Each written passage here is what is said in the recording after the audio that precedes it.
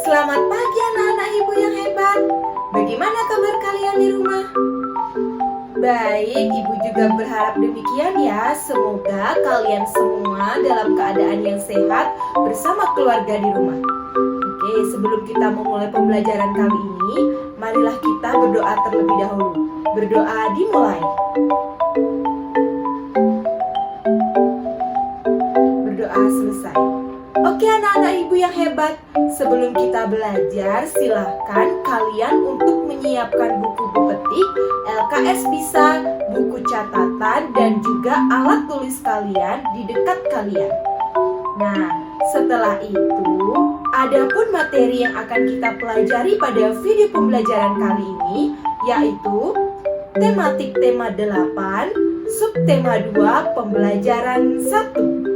Silahkan kalian simak dengan baik video pembelajaran berikut ini ya anak-anak. Sebelum kita lanjut, ibu mau tanya nih sama kalian. Pada pembelajaran minggu lalu kan kita sudah belajar tentang tokoh dalam sebuah cerita. Siapa di sini yang masih ingat apa ya yang dimaksud dengan tokoh itu? Wah, tepat sekali. Ternyata anak-anak ibu yang pintar ini masih ingat ya apa yang dimaksud dengan tokoh. Nah, tokoh itu adalah pelaku dalam sebuah cerita. Ternyata tokoh itu ada penggolongannya loh. Nah, kalian mau tahu kan apa saja penggolongan-penggolongan daripada tokoh itu? Kalau ingin tahu, silahkan simak terus video selanjutnya. Baik anak-anak ibu yang hebat.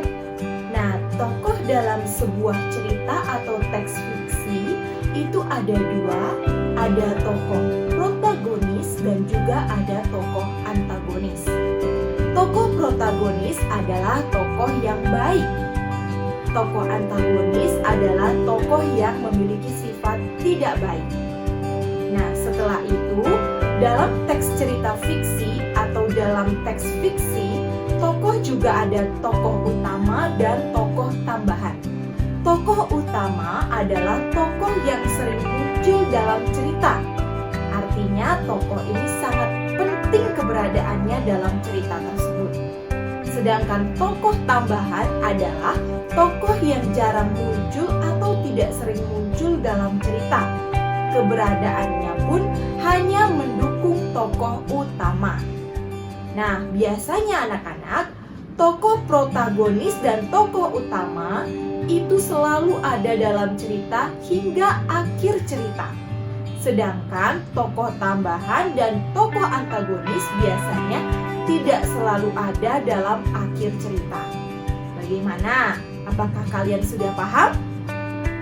Baik, nah untuk menambah pemahaman kalian akan materi penggolongan tokoh dalam cerita fiksi ini, silahkan kalian buka buku petik kalian atau kalian baca di LKS bisa. Oke? Nah, di sini ibu guru mau tanya, siapa yang suka mendengar ataupun membaca cerita-cerita fiksi? Sebagai contohnya adalah cerita bawang merah ataupun bawang putih. Nah, tentu kalian semua senang ya membaca ataupun mendengar cerita tersebut. Nah, di sini kita akan memberikan pendapat terkait akan tokoh pada cerita. Caranya adalah kita harus membaca cerita tersebut secara keseluruhan agar kita tahu seperti apa jalan cerita tersebut.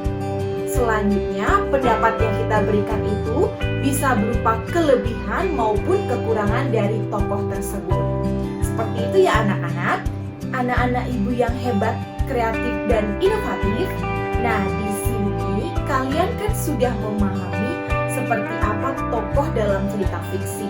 Kemudian kalian juga sudah bisa memberikan pendapat akan tokoh tersebut.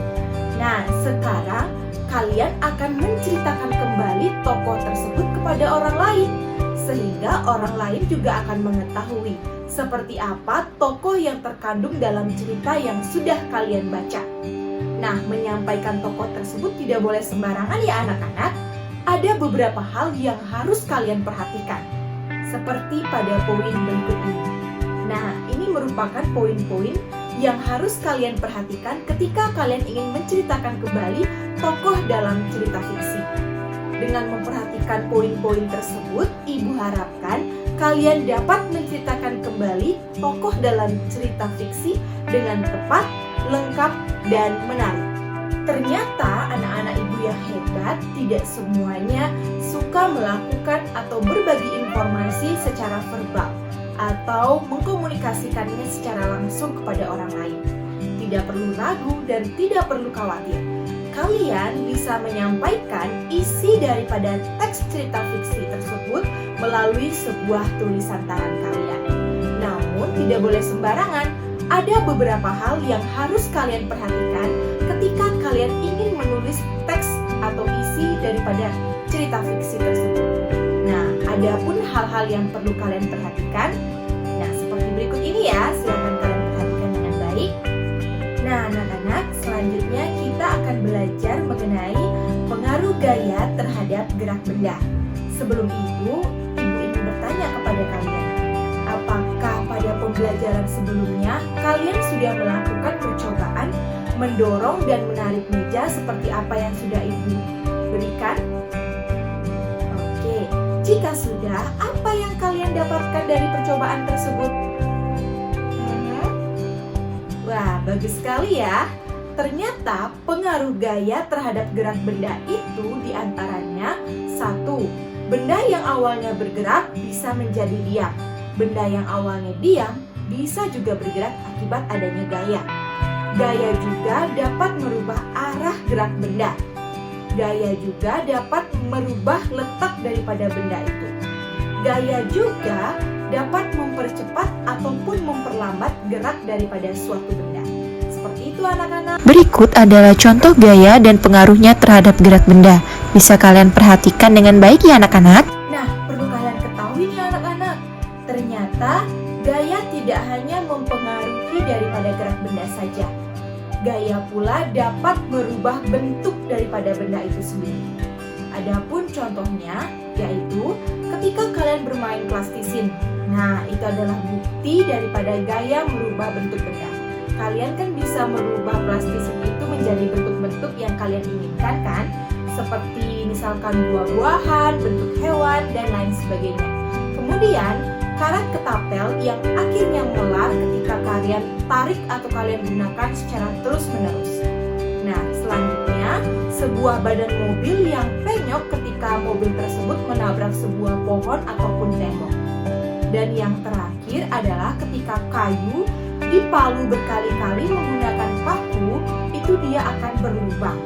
Nah, itu merupakan contoh-contoh daripada gaya dapat merubah bentuk benda. Sebelum Ibu mengakhiri pembelajaran kita kali ini, Ibu ingatkan kepada kalian untuk mengerjakan lembar kerja peserta didik yang sudah Ibu berikan di Google Classroom. Silahkan kalian kerjakan sesuai dengan petunjuk yang ada. Kerjakan dengan baik dan mandiri. Oke anak-anak? Wah, tidak terasa nih anak-anak. Ternyata sudah sangat banyak sekali yang kita pelajari pada pertemuan kali ini.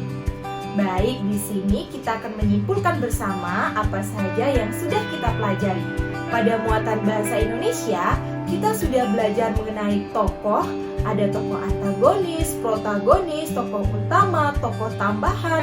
Kita juga sudah belajar mengenai memberikan pendapat terhadap tokoh, bagaimana cara menceritakan kembali tokoh dalam cerita fiksi.